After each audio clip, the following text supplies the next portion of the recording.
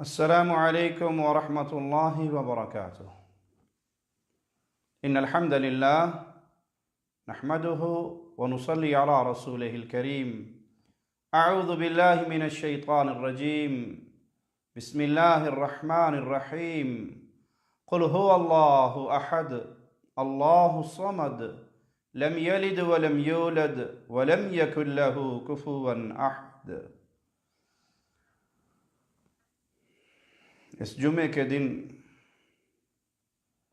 New Zealand کی 2 مساجد میں ایک دہشت گرد مجرم نے ظلم کے پہاڑ توڑے اور اللہ کی عبادت کرنے والے نہتے مسلمانوں کو بھون ڈالا، اور اپنے ہی کیمرے سے وہ مجرم، وہ دہشت گرد اپنی لائیو ویڈیو بنا کر بھی فیس بک پہ شیئر کرتا رہا۔ اس ظلم کی وجہ سے امت اسلامیہ کا سینہ شدید چھلنی ہے، ہم غموں میں ڈوبے ہوئے ہیں، اور جس کو مسلمان کے ذبح ہونے پر، مسلمان کے خون بہنے پر غم نہ ہو، وہ اپنے ایمان کو دیکھے کہ مسلمان تو ایک جسم کی مانند ہیں، جسم کے کسی حصے کو تکلیف ہو تو پورا جسم تڑپتا ہے۔ دنیا کے کسی کونے میں مسلمان تکلیف میں ہو تو دنیا کے ہر کونے کا رہنے والا مسلمان اس تکلیف کو اپنے دل میں محسوس کرتا ہے۔ اس پر سب سے پہلے تو ہم یہ کہیں گے انا للہ و انا الیہ راجعون، اور اپنے خالق و مالک سے دعا کریں گے، اے اللہ اپنے اہل ایمان بندوں کو اپنے ہاں شہداء کے مرتبے میں قبول فرما، جو حالت ایمان میں میرے مالک تیرے پاس آئے، کوئی رکوع کی حالت میں، کوئی سجدے کی حالت میں، کوئی قیام کی حالت میں، کوئی ہاتھ اٹھا کر دعا مانگتا ہوا، کوئی تیرے کلام کے نسخے کو کھول کے پڑھ رہا اور اس کا لہو بھی کلام الہی کی آیات پر گرا، جن کی مظلومیت کی کہانی اور ان کی مظلومیت کی گواہی قیامت کے دن تیرا گھر دے گا۔ اے خالق، تو اپنی رحمت کرتے ہوئے اہل ایمان بھائیوں کے گناہوں کو معاف فرما کے انہیں جنت الفردوس میں اعلیٰ مقام عطا فرما۔ جو بھائی زخمی ہیں، اے اللہ ان کو تو شفائے کاملہ عاجلہ عطا فرما۔ اللہ جو ان کے خاندان والے غم میں ہیں اور پوری امت اسلامیہ غم میں ہے، اے اللہ تو ہمارے لیے کافی ہو جا۔ پیارے بھائیوں، یہ اسلام تاریخ ہی یہی رکھتا ہے۔ اس کو مٹانے کے لیے ہر دور میں ظالموں نے ظلم کا سہارا لیا ہے، لیکن اسلام پہ جتنا ظلم ہوا، اس کو جتنا دبانے کی کوشش کی گئی، یہ اتنا ہی ابھرتا ہے، یہ اتنا ہی پنپتا ہے۔ تو اس معاملے کو اپنے سامنے رکھتے ہوئے صبر کیجئے اور صبر کے دامن کو نہ چھوڑیے، اور امید کیجئے کہ یہ لہو رائگاں نہیں جائے گا، یہ لہو ہزاروں لوگوں کی ہدایت کا ذریعہ بنے گا۔ اور میں اپنے ان بھائیوں کو جو خاص طور پہ ان ممالک میں رہتے ہیں، ان کو پیغام دینا چاہتا ہوں کہ اس موقع پہ صبر کا دامن نہ چھوڑیے، اپنے مسلمان بھائیوں کے لیے وہ سب کچھ کر گزریے جو قانون آپ کو اجازت دیتا ہے،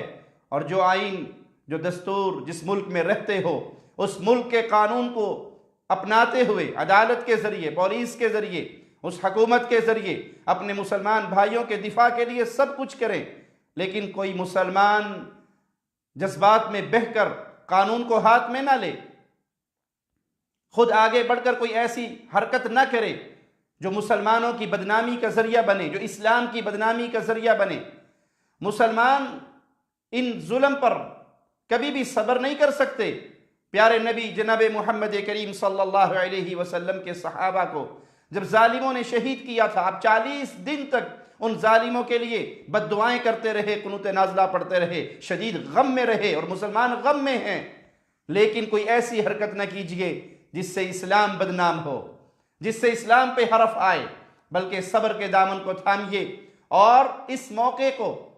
غنیمت جانیے اور اسلام کی تبلیغ کیجئے، کلام الہی کے ترجمے ان تک پہنچائیے، پیارے نبی کی سیرت ان تک پہنچائیے، اسلام کا پیغام ان تک پہنچائیے۔ اس معاملے کو واضح کرتے ہوئے کہ اسلام سلامتی کا دین ہے، دہشت گردی کا دین نہیں ہے۔ یہ عمل اگر کوئی مسلمان جہالت کی بنیاد پہ کرے،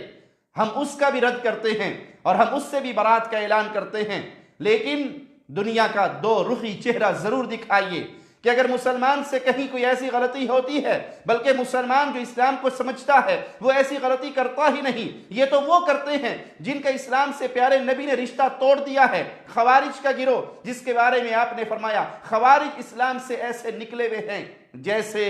تیر شکار سے نکل جاتا ہے۔ تو پوری دنیا اٹھ کر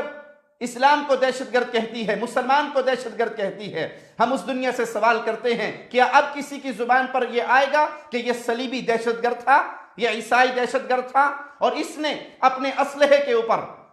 صلیبی جنگوں کی تاریخیں اور ان کے کمانڈروں کے نام تک لکھے ہوئے تھے؟ اگر آپ اس کو صلیبی دہشت گرد نہیں مانتے، اگر آپ اس کو عیسائی دہشت گرد نہیں مانتے، تو کسی خارجی کے، کسی داعشی کے، کسی تکفیری کے ایسی شرارت کو اسلام کے ساتھ نسبت نہ دیں، بلکہ اسلام سلامتی کا دین ہے، پیار کا دین ہے۔ یہ دلائل کی روشنی میں پھیلتا ہے، یہ دلائل کی روشنی سے لوگوں کے سینوں کو اور ان کے دلوں کو جیتتا ہے۔ تو پیارے مسلمان بھائیوں، وہاں رہتے ہوئے قانون کے مطابق جنگ لڑیں، اپنے مسلمانوں کے دفاع کے لیے اپنی آواز بلند کریں، لیکن کوئی ایسا قدم نہ اٹھائیں۔ آپ اسلام کا پیغام لے کر وہاں پر گئے ہیں، آپ اسلام کے نمائندہ بن کر وہاں پر گئے ہیں، تو کوئی ایسا قدم نہ اٹھائیے گا جس سے اسلام بدنام ہو یا جس سے مسلمانوں پر مزید تکلیفیں اور پریشانیاں آئے۔ اے اللہ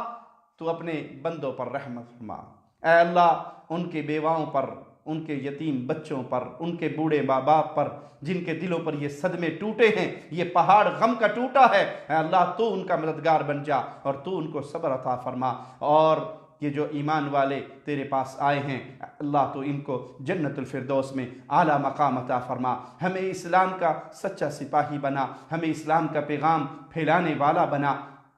بہت کثرت سے اس وقت غرب کے لوگ قرآن حکیم کی طرف آ رہے ہیں اور اسلام کو پڑھنا چاہتے ہیں، دیکھنا چاہتے ہیں کہ یہ کون لوگ ہیں، کن پر یہ ظلم ہوا ہے۔ تو اس موقع کو غنیمت جانیے اور اسلام کو پھیلانے کے لیے اپنے قدم بڑھائیے اور اس کو اپنے لیے مصیبت نہ سمجھیے، اس میں بھی اللہ کی طرف سے خیر ہے۔ موت تو آنی ہے، بستر پہ بھی آئے گی، ہاسپٹل میں بھی آئے گی، روڈ ایکسیڈنٹ میں بھی آ سکتی ہے، لیکن مبارک ہے وہ موت جو رکوع کی حالت میں آ گئی، جو سجدے کی حالت میں آ گئی، جو اٹھے ہوئے ہاتھ دعا کے لیے اس حالت میں آ گئی، جو قرآن حکیم کی تلاوت کرتے ہوئے آ گئی۔ آنی تو تھی لیکن یہ اللہ کے گھر کے اندر آئی ہوئی موت ناکارہ اور بیکار نہیں ہوگی، یہ بڑی عظمت والی ہے۔ اللہ ہمیں اسلام پہ قائم رکھے، اسلام کی دعوت دینے والا بنائے اور اپنے عمل سے، اپنے کردار سے، اپنی زبان سے، اپنی صلاحیتوں سے لا الہ الا اللہ کے پیغام کو پھیلانے والا بنائے۔ اقول قولی ھذا واستغفر اللہ لی ولکم ولسائر المسلمین فاستغفروہ انہ هو الغفور الرحیم۔